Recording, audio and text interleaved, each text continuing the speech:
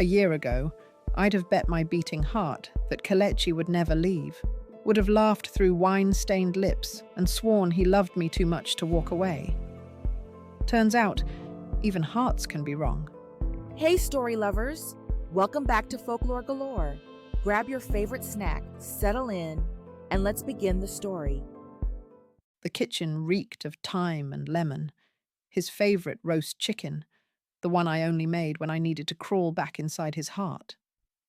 The scent curled around us like a hangman's rope as he stood by the door, rainwater seeping through the cracks like the truth I could no longer hold back. Kelechi used to look at me like I'd hung the moon with my bare hands. Now his eyes, those eyes that once traced my skin like a blind man reading Braille, wouldn't lift higher than my trembling mouth. "I'm not staying tonight." The wineglass shuddered in my grip, its stem slick between my fingers. I set it down with a click that echoed like a gunshot in the silence. The dread came then, a slow creeping frost in my veins. One glance at his face told me everything. He knows. About the bar. About the whiskey. About David's hands on my waist in the alley where the streetlight flickered like a dying confession. Why now? The words tore from my throat, raw as exposed wire. His gaze drifted over the life we'd built, the photos where we glowed with sun-drunk joy, the dish where his keys would never again sing. When he swallowed, I saw every unspoken "I love you" lodged in his throat like a bone. Because I'm done pretending. The overnight bag gaped open at his feet, revealing the lopsided sweater I'd knit him last winter. "It's perfect," he'd murmured against my hair.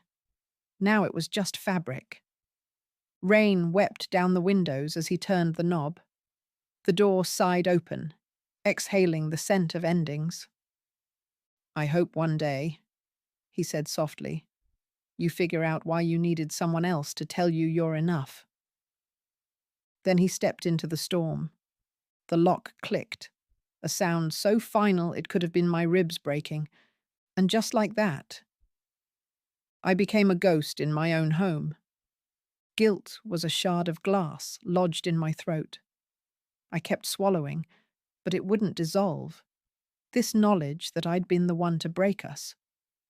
Kelechi's face as he left haunted me. Rainwater on his lashes, his voice softer than I deserved. "I hope one day you figure out why you needed someone else to tell you you're enough." Worse were the flashes of David's hands on my body, the whiskey-sour burn of his mouth. I'd scrubbed my skin raw, but the shame clung like his cologne. The house echoed with every mistake I couldn't take back. I didn't remember calling Mia. But there she stood in my doorway at 3:17 a.m., the porch light haloing her like some domestic patron saint. Grocery bag dangling from her wrist, hair still perfectly curled despite the hour, the kind of woman who remembered milk when your world was ending. Mia was the human embodiment of home, the one who'd held my hair back when I puked tequila at 19, who'd driven 6 hours in a snowstorm when I texted, "I think I'm dying," during my first kidney infection, who'd memorized my coffee order so thoroughly she'd argue with baristas when they got it wrong.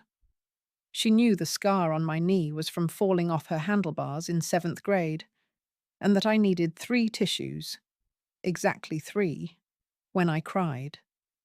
For 15 years, she'd been the first call after every triumph, every disaster, every Kelechi and I got in a fight again. If love could knit bones back together, hers was the kind that left no scars.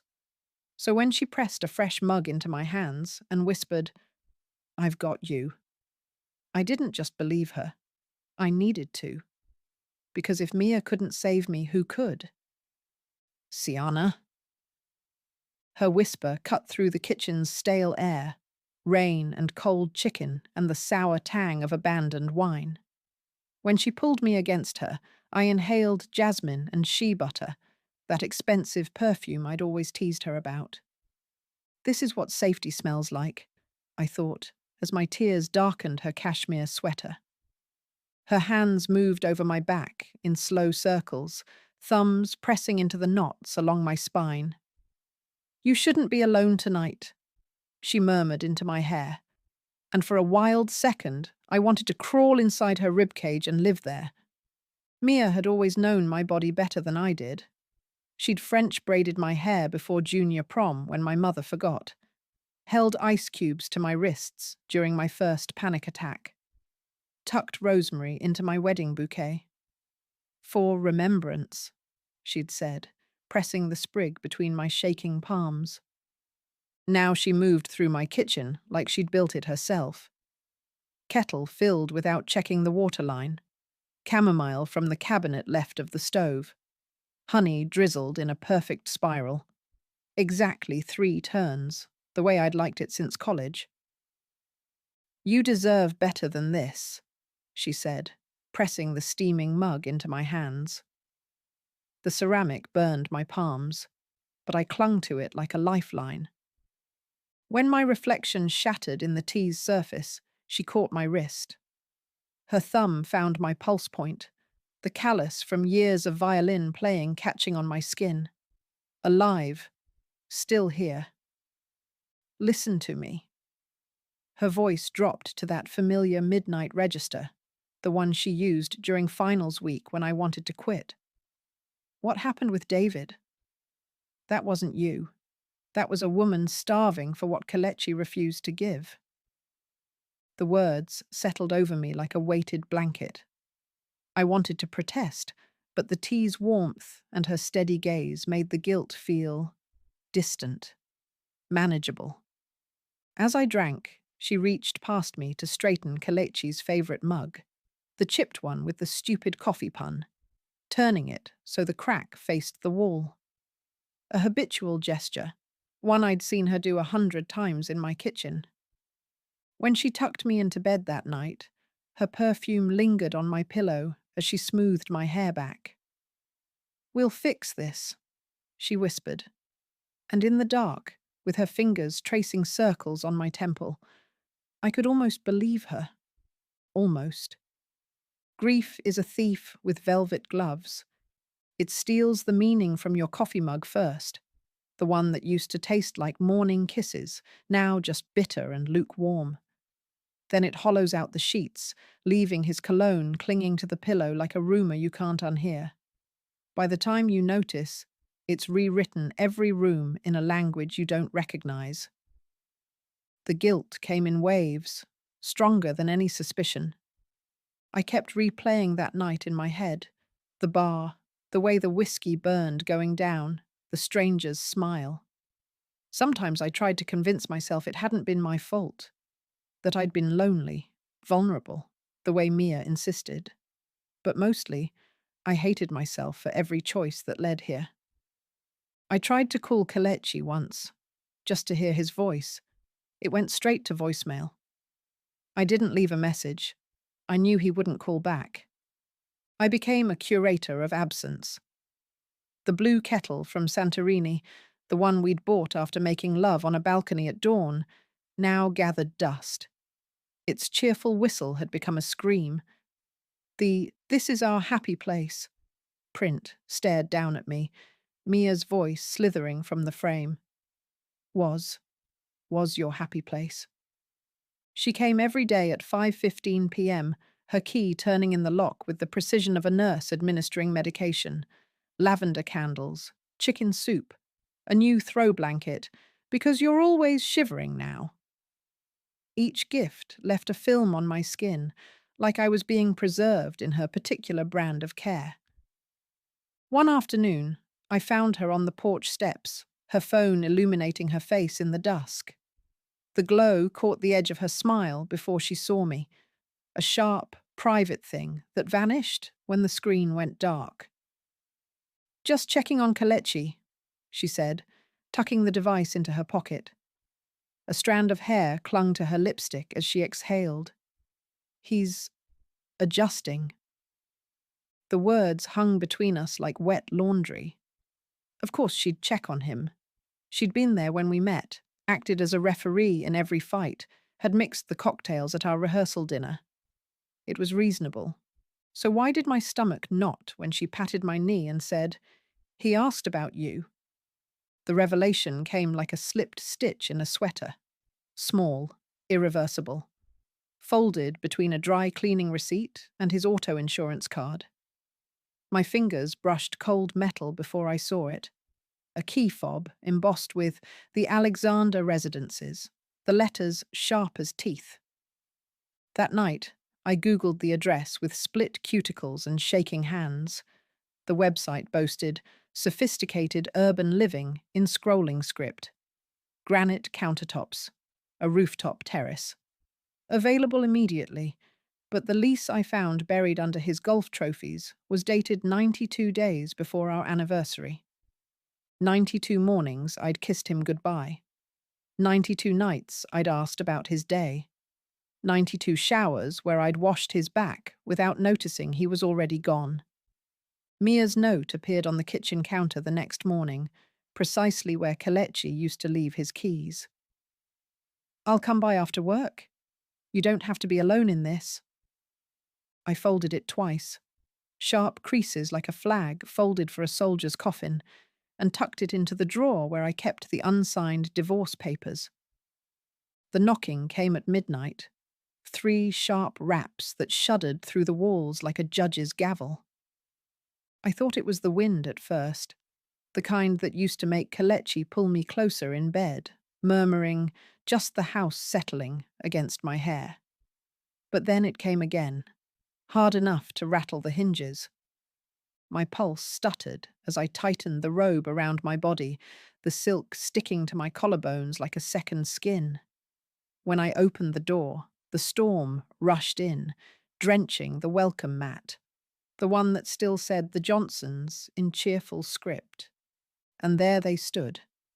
Kelechi, rainwater carving paths down the harsh angles of his face, like he was already fossilizing.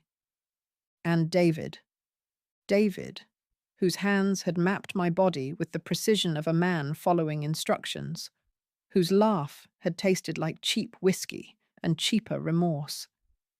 Seeing them side by side, my husband and my mistake, was like watching my own autopsy. For 3 heartbeats, the only sound was rain chewing through the silence. "Siana." David stepped forward, my name splintering in his mouth. "I know I don't deserve." I cut him off. "Why are you here?" My voice surprised me, cold as the empty side of the bed. He flinched. The bar, the drinks, the everything. It wasn't random. His throat worked. Mia orchestrated it, down to the song playing when I approached you. The words hit like a sucker punch. Behind him, Kelechi's jaw flexed, a muscle memory of the rage he'd worn for months. David kept talking, faster now, as if the rain could wash away his guilt. She handed me a script, word for word what to say. "Tell her she's the most beautiful woman in the room. Ask why her husband doesn't see it. Like I was some paid actor in her shitty rom-com." His voice cracked. Every drink, every touch, choreographed. She even told me when to accidentally brush your thigh under the table. A wet, shuddering breath. $5,000, Siana. Transferred before the first tequila shot. She wanted receipts. The storm's howl drowned everything but the truth roaring in my skull. Pieces snapped together with cruel clarity. Mia's insistence that night. "You need to get out. He's away. You're lonely. It's just one drink." Her last-minute cancellation. The "so sorry emergency" text arriving 30 seconds after I'd agreed to go. Her appearance at my door at dawn, makeup flawless, arms already open as I choked out the confession. I could still feel her nails, crescent moons branded into my skin, as she held me over the toilet.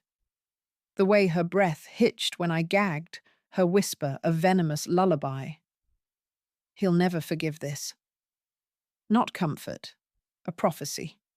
Her pupils had been black and bottomless that morning. Now I knew why. Kelechi made a sound low in his throat, something between a growl and a prayer.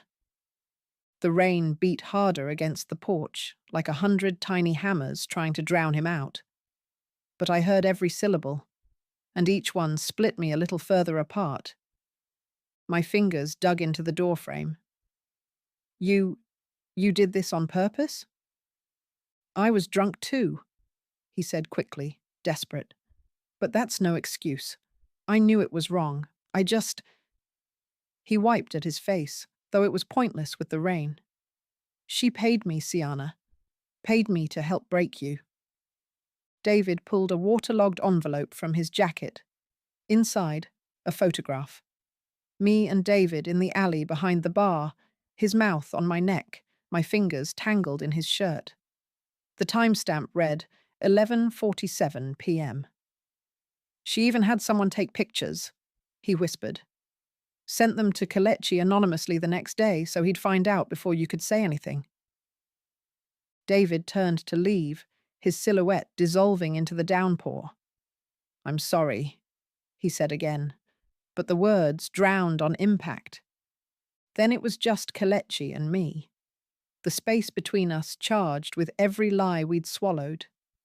His wedding band was missing. So was mine. Let me in, he begged. And for the first time in our marriage, the truth stood between us instead of secrets. Healing wasn't a montage. No violins, no slow-motion embraces in the rain.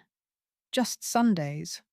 Sundays of Kelechi sitting at his table again, watching me grind coffee beans too fine.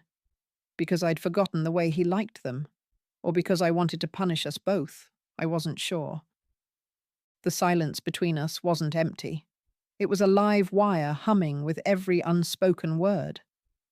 The first touch came unexpectedly, my hands buried in dishwater, scrubbing a wine glass Mia's lips had touched the night she convinced me to go to that bar, when his palm pressed between my shoulder blades. Not a caress, a brand, like he was marking what was still his. Counselling tasted like stale peppermints and the copper tang of bitten tongues. Dr. Alvarez, with her gold cross and X-ray vision, made us retrace our steps like arsonists sifting through ash. Some days, Kelechi's eyes would find mine with something like fractured hope. Others, he'd study his wedding band, newly polished, but forever scratched from the months he'd spent twisting it off in hotel rooms, like it was a talisman that had failed him. When he moved his things back in, I counted his socks, 18 pairs, 3 missing, vanished into the life he'd lived without me, swallowed by drawers I'd never seen in rooms I couldn't picture. I pressed my palm to the empty space in the dresser where they belonged, as if I could summon them back by will alone. Mia's absence was a scream in reverse. No more 5:15 p.m. key in the lock serenades. No lavender candles for your nerves, for her control. Just the ghost of her perfume in the hallway, mocking me. I tried to summon rage, but all I dredged up was the hollowed-out ache of a bone picked clean. One night, during a documentary about Antarctic glaciers, "See," he'd said, "something we both hate." His fingers brushed mine. "I don't know how to forgive you yet," he admitted, the blue light etching new canyons under his eyes. My throat tightened around the confession. I don't know how to forgive me either. For the first time, the truth didn't feel like a grenade. It felt like a suture. We made promises, clumsy as children building a fort from broken furniture. No more secrets. Even the ones that feel like kindness, he insisted. No outsourcing our worth. I blocked Mia's number, severing the IV drip of poison she'd called love. Never again letting someone pick at our seams. Later, as his breathing deepened into sleep, I traced the new lines around his mouth, the ones my choices had carved, and imagined us as strangers on a train. No baggage, no scars. Just two people who'd mistaken wreckage for a fresh start. For half a breath before sleep took me, I almost believed it. The morning the sky turned the colour of forgotten ashes, I was washing Kelechi's favourite coffee cup, the thick ceramic one that kept heat trapped like secrets. Upstairs, the razor scraped in its familiar rhythm and paused as he checked his jaw. The pine-scented steam from his shaving cream twined down the stairs like a summoning. Then, silence. The kind that comes before a detonation. The phone buzzed against the counter, a low, angry vibration that felt too loud in the quiet kitchen. It shivered across the marble like something alive, something trying to escape. My heart knocked against my ribs as I wiped my wet hands on a dish towel and picked it up. Unknown number. My thumb hovered over the screen, then pressed. The image didn't appear all at once. It crawled onto the display in broken pieces, each section a fresh slap. First, the timestamp. Week 12. Then the label, Mia Johnson. I could already feel my stomach folding in on itself, bile rising in my throat. The last part of the picture slid into focus in slow-motion cruelty, a small, grainy outline, curled like a question mark. A baby. The air turned to glass in my lungs. A message followed, so fast it felt rehearsed. "You didn't really think you won, did you?" The words glowed against the black screen, bright as a wound. The cup slipped from my fingers. Porcelain exploded on the tiles with a sound like a ribcage cracking open. Kelechi appeared in the doorway, a comma of shaving cream on his jaw like unfinished business. His smile died when he saw my face. "Siana?" Kelechi's voice came from the hallway, muffled by the blood roaring in my ears. "What?"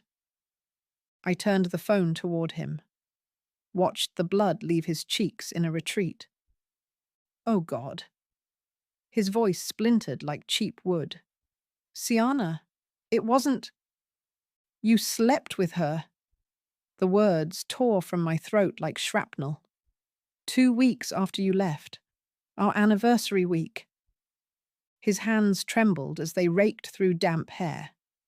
"She showed up with whiskey. Said you'd asked her to check on me." A laugh, hollow as a gutted pumpkin. I thought it was mercy. The refrigerator's hum swelled between us. Somewhere outside, a car alarm wailed. The phone buzzed again. "Ask him whose name he cried when he came." Kelechi made a sound like a gutted animal. "I was drunk. She was wearing your perfume." "My perfume?" The walls breathed in sharply. "I didn't know about the bar, Siana. About David." His breath hitched. "Those photos came anonymously. Just timestamps and your hands on him. I thought you'd..." The realization was a guillotine. We sank to the floor, knees almost touching, the space between us suddenly infinite. His exhale smelled of mint and misery. Mia's final text arrived. "Now you'll always wonder which one of us he's thinking of when he is lying next to you." The screen went dark. Our reflections stared back, two strangers wearing our faces. His hand fell limp at his side. "I never meant to get her pregnant?" I let the words hang, a noose for us both. "Funny, neither did I." Somewhere upstairs, the faucet dripped.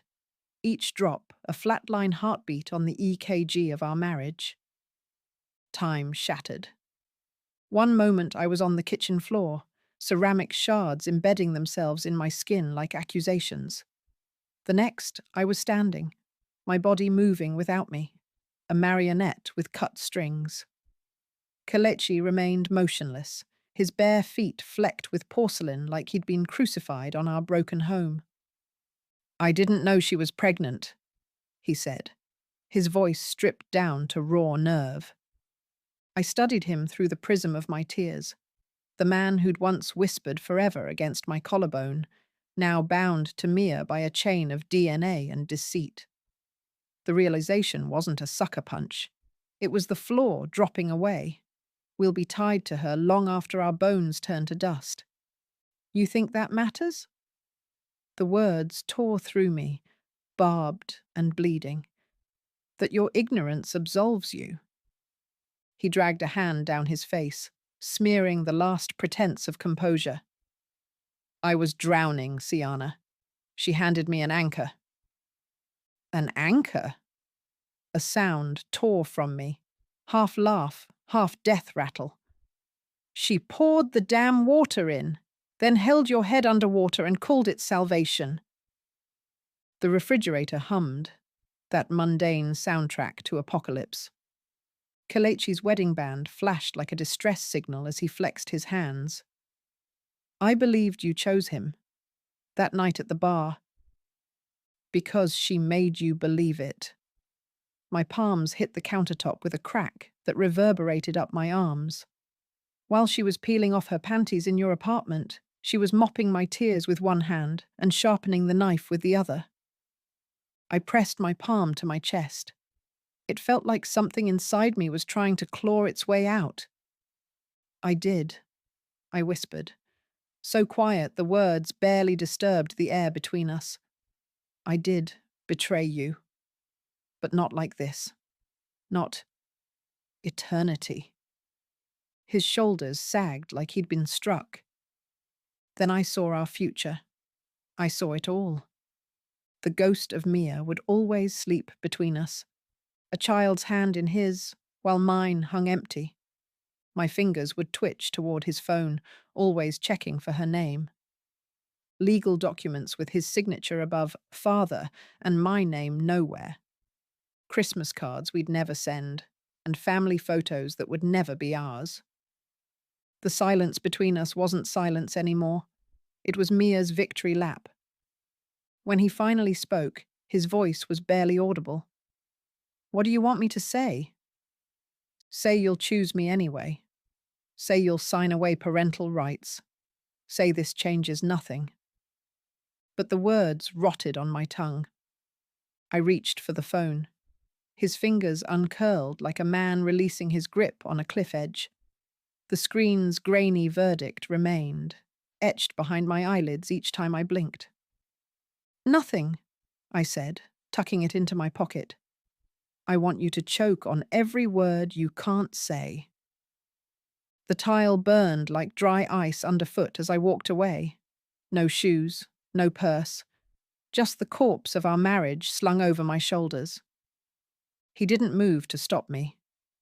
The morning air smelled of wet concrete and bus exhaust, the stench of second chances. One step, then another. The house shrank behind me, its windows like eyes finally closing. Behind me, the door sighed shut. One step, then another. The concrete sent shocks of cold up through my soles, but I didn't turn back. And just like that, the house we'd rebuilt became a tomb. Let this story carve its warning into your bones. Not every friend deserves a seat at your table. Some come only to lick the knife before they slide it between your ribs. The people who say I love you loudest often practice the quiet art of demolition. They'll study your architecture and memorize the softest parts of you, not to cherish, but to know exactly where to press when the time comes. I mistook intimacy for immunity, let her map my fault lines with her velvet hands, made her keeper of all my fragile things. No wonder the destruction was so precise. Remember this like a scripture. A marriage is a vault, not a fishbowl. What grows in constant light burns. What's handled too often blisters. Love isn't loudest in the light. It's the hand that steadies you in the dark, not the one that flicked the switch. When someone bares their teeth, don't call it a smile. Call it what it is. The first betrayal, is never the last, just the easiest to stomach. I don't regret walking away. I regret kneeling to the architect of my collapse. Here's the only truth that matters. The deepest betrayals don't come from enemies. They come from those who knew exactly how you'd bleed. And love isn't measured in who drew first blood, but in who meets your gaze when the wounds turn septic.